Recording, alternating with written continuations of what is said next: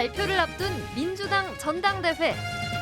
전당대회 준비위원장을 맡은 안규백 더불어민주당 의원, 다선 국회의원, 민주당 최고위원 역임, 당원 개정, 강령 수정 등의 이슈를 두고 논쟁이 계속되는 가운데 이번 전당대회가 민주당의 새로운 도약을 위한 장이 되어야 한다고 강조했는데 국민과 함께 희로애락을 같이 동행할 수 있고 네. 또 우리 당의 정책과 비전을 제시할 수 있는 그런 후보가 되어야 된다고 생각합니다.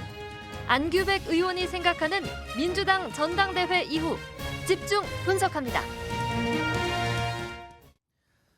민주당은 오늘로 당대표 등 원내 새 지도부를 선출합니다. 전당대회 준비위원장을 맡고 있는 안규백 의원과 얘기 나눠보겠습니다. 안 위원장님 안녕하십니까? 네, 반갑습니다. 네, 안규백입니다. 지역 순회 경선을 마치고 민주당 당대표 최고위원 새 지도부를 오늘 오후에 선출하는데요. 전당대회 관련해서 투표율이 낮다, 또 관심이 저조하다 이런저런 말들이 나왔는데 어떤 점에 가장 역점을 뒀는지요? 오늘 전국 대회를 마지막으로 우리 당은 이제 사실상 지난 대선과 지방선거 이후에 비상 상황을 마무리 짓고 네. 이제 여당에서 야당으로 새로운 날개짓을 돋는 날입니다. 근데 일각에서는 투표율이 낮다 이런 말씀을 많이 하는데 사실 배경을 보면은 전혀 그렇지 않습니다. 예전 같은 경우는 2년 전 같은 경우는 우리 대의원과 당원들이 한꺼번에 투표를 했고요. 네. 이번 같은 경우는 각 고역별로 순회하면서 투표를 했다는 점. 네. 그리고 기본적으로 모수가 작년에 70만 권리당원에서 금년에는 120만 권리당원입니다. 네. 약 모수가 50만이 늘어났거든요. 네. 그러니까 2년 전에 전당대회 때 41.2%, 어제까지 37.9%. 이걸 놓고 보면은 그렇게 큰 차이가 없다. 투표에 참여한 인원은 더 많다. 이런 그렇습니다. 말씀이시군요. 예, 70만에서 120만으로 50만 명이 더 금년에 권리당원이 더 늘어났습니다. 네. 이제 반면에 오늘 이제 모여서 하시는 전국 대의원들은 아마 투표율이 70% 넘을 걸로 이렇게 예상을 하고 있습니다. 통상 대의원들 투표율이 높군요. 그렇습니다. 네. 네. 당대표 선거에서요. 이재명 의원이 압도적인 지지를 받고 있습니다. 최고위원 역시 이른바 친명계로 불리는 의원들이 선두권을 형성하고 있는데요. 표심에 담긴 의미는 무엇이라고 보세요? 아무래도 저는 지난 대선 직전에 우리 당 후보이셨고 네. 또 그러다 보니까 이 당원들의 강력한 지지를 받고 있지 않았나. 직전 대선 후보였기 때문에. 네. 그리고 지금 현재 여당과 윤석열 후보의 표차가 0.73%, 0.7% 때문에 그런 안타까운 여러 가지 복합적인 요인들이 작용을 했던 것 같습니다. 네. 동시에 지금 이 정부 여당이 지금 바닥을 기고 있지 않습니까? 그런 점을 여러 가지 복합적인 요소로 봤을 때 이재명 후보한테 보내주는 그런 지지가 아니나 이렇게 생각을 합니다. 경선 과정에서 이런저런 갈등이 표출됐습니다. 네. 한때 분당 얘기까지 하는 분들도 있었는데요. 전당대회 이후 민주당 새 지도부가 해야 할 일은 어떤 것이라고 보는지요? 저는 두 가지 키워드라고 생각합니다. 통합과 쇄신. 네. 그동안의 경선 기간 동안에 불거졌던 그런 갈등을 봉합하는 일이 가장 우선이겠고요. 통합과 쇄신을 통해서 새로운 야당의 면모를 저는 보여줘야 된다고 생각하고 있습니다. 네. 이제 전대가 끝나면은 이제 새로운 당직 인선이 있을 것 같은데요. 그 당직 인선도 이른바 친서관계, 계파를 초월해서 우리 민주당 구성원 전체가 이 정도의 인물이면 되겠다. 그러니까 적재적소가 아닌 적소에 그 맞는 자리에 적재에 합당한 인물이 가는 것이 가장 좋은 인사가 아니겠습니까? 네. 아마 그런 인사가 이루어지면은 통합이 되지 않을까 이렇게 생각을 합니다. 당원 개정을 놓고 논란이 있었는데요. 네. 중앙위에서 부결됐던 당원 개정안을 일부 수정해서 재상정에 처리를 했습니다. 추가 갈등의 불씨가 남아 있습니까? 불씨는 뭐 어떻게 하냐 운영하는 사람의 운영이 뭐에 따라서 저는 그게 달리 해석할 수가 있다고 봅니다. 네. 사람은 누구나가 자기가 처한 입장에 따라서 상황을 달리 보거든요. 그러니까 예컨대 여말 손초 사학가들이 고려 이성계를 놓고 조선 창업을 놓은 것은 조선 사람들은 개국공생이다. 네. 고려 사람들은 뭡니까 사문난적이다. 네, 네. 이렇게 평가하지 않습니까? 그래서 자기가 처해 있는 그런 상황과 이치에 따라서 달리 볼 수가 있는데 역시 이 문제도 저는 서로 간의 마음을 열어 제치고 합리적인 토론을 통해서 보면은 거기에 저는 답이 있고 길이 있지 않냐 이렇게 생각을 합니다. 네. 당 강령에서 문재인 정부의 핵심 기조였던 이 소득주도 성장 또 1가구 1주택을 빼고 포용성장, 실거주, 실수요로 각각 대체하기로 했지 않습니까? 예. 이런 변화에 대해서 한편에서는 이게 문재인 지우기 아니냐 이런 비판이 나오던데요. 전혀 그렇지 않습니다. 문재인 정부는 촛불혁명의 탄생을 이어가면서 국민들의 신뢰 속에서 계속 이어졌지 않습니까? 그래서 한반도 평화, 경제 번영, 또 코로나19 극복 이런 역사적 과업들을 저는 이뤘다고 생각을 합니다. 네. 그래서 저는 문재인 정부의 정책을 이어가지 못할지언정 그것을 지우기로 한다는 것은 저는 좀 어불성설이다, 옳지도 않다 이렇게 이야기를 드리고요. 네. 당 강령은 우리가 인간이 살면서 항상 개혁과 혁신과 변화를 합니다. 네. 그러면 2년 전에 전당대회 할 때는 그것이 지고지선이었고 최선이었지만 시대와 상황에 따라서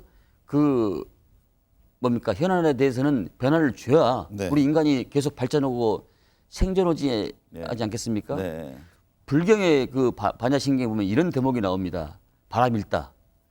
여기에 머무르지 말고 저쪽으로 건너가라. 네. 그러니까 인간은 기본적으로 예전부터 지금까지 계속 발전을 거둬가 있거든요. 상황에 맞춰서 끊임없이 변화할 수밖에 없다. 그렇습니다. 이런 주제이시군요. 강령이란 것도 강령분과위를 두는 것은 항상 전단대를 놔두고 강령분과위를 두는 것은 네. 그 시대에 맞게끔 시대 형세에 부합하게 고쳐 나가라. 네. 이런 뜻입니다. 네. 그래서 저는 여러 가지 또 이 문제에 대해서 상당히 델리케이트한 부분이 있기 때문에 의원들의 여론조사를 했습니다. 네. 여론조사 했으니까 이 소득주도 성장 문제를 포용 정책으로 바꿔라. 이것이 한 93.2%가 나와서 절대적인 찬성이었군요. 예. 1가구 1주택도 마찬가지고요. 네. 윤석열 정부가 출범한 지 100일 넘었습니다. 예. 윤 정부에 대한 평가가 궁금합니다. 지금 정부 여당이 하고 있는 그 행태를 보면은 네. 평가라는 말 자체가 입에 담기가 부끄러울 정도입니다.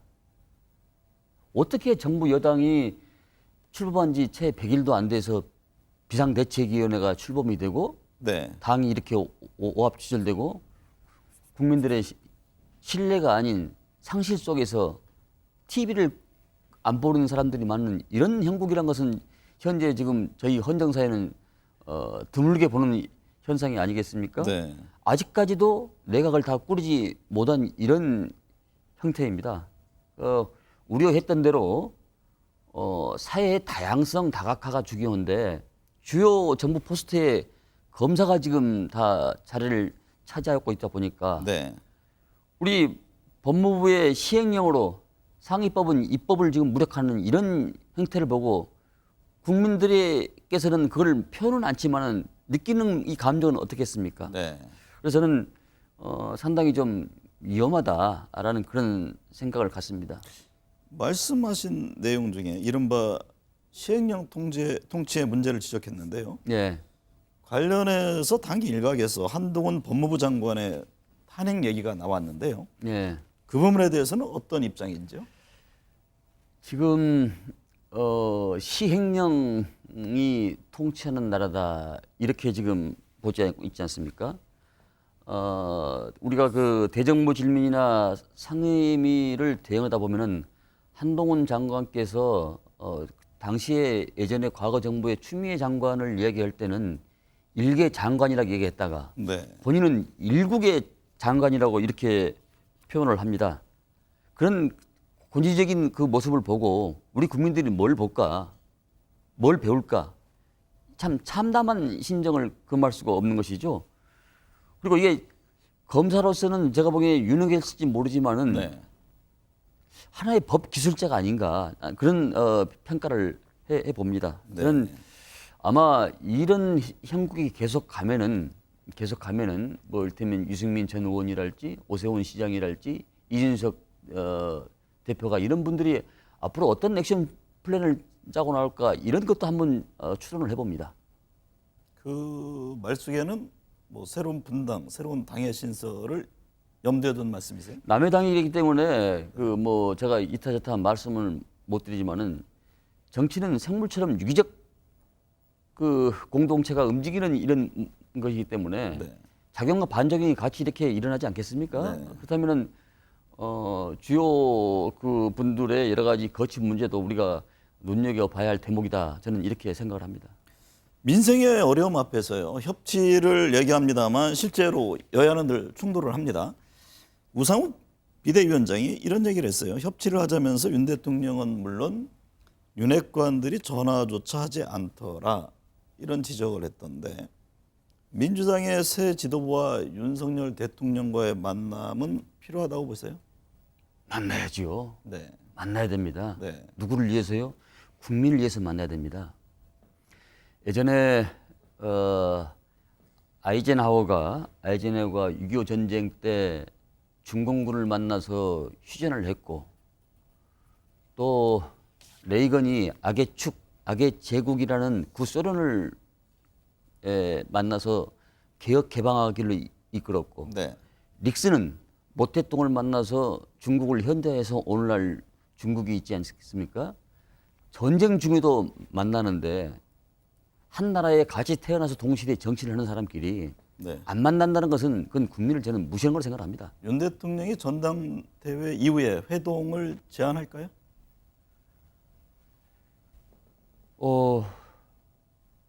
저희들이 그러니까 행정부의 수반이고 우리 당은 국회 제1야당을 넘어서 다수당이 아니겠습니까? 네. 저는 당연히 어쨌든 본심은 어쩔지 모르겠는데 국민을 생각하신다면 당연히 회동 제안을 할 거라고 저는 생각하고 있습니다. 네. 정기국회가 시작되는데요. 정부 예산 심의도 예정돼 있고 어떤 부분에 중점을 둘 계획이세요? 한 나라의 국가를 이루는 세 가지 요소가 있다고 합니다. 춘추 전국시 때부터 내려온 얘기인데요. 네. 그러니까 족식, 족병, 민무식 분립. 그러니까 족식 경제로 사람이 먹고 사는데 풍족해야 되고, 네. 족병 국방이 튼튼해야 되고, 족병. 족병, 네. 족병, 네. 족식, 족병, 민무식 분립, 민무신 분립. 네. 국민들로부터 신뢰를 받아야 설 수가 있다. 네. 국민으로부터 무신분립. 신뢰를 네, 네. 무신분립이죠. 네. 국민들로부터 신뢰를 받으면 설 수 없다. 이 세 가지 요소가 가장 중요한 요체인데 네. 지금 이 어느 것 하나 편안한 게 지금 없는 시점입니다. 우리가 오늘 살아가고 있는 이 현실과 세계와 또 특별한 한반도 전세를 봤을 때 가장 중요한 것이 지금 현재 남북 관계를 비롯한 이 요동치는 한반도 정세라고 생각하는데요. 네. 가장 중요한 그 민생 문제에 우리가 좀 천착을 해야 되겠고, 두 번째는 그 문제에 대해서 특히 제가 이제 국방위를 오래 했기 때문에 그렇죠. 청와대를 용산으로 이전하는 거, 또 각군 총장을 임기를 채우지 않고 네. 헌법에 보장된 임기를 채우지 않고 일거에 3군 총장을 한꺼번에 바꾼 문제, 네. 방위사업청을 그 많은 예산을 들여서 옮긴 지가 얼마 안 되는데 네. 다시 이전하는 문제, 이런 문제를 좀 더 좀 심도 있게 짚어봐야 되지 않을까. 당원들과 국민들은 민주당에 대한 변화와 혁신을 기대하고 요구하고 있는데요. 새 지도부 선출 이후 민주당의 모습 어떤 변화를 맞이하게 될까요? 오늘 함께해 주셔서 감사합니다. 네,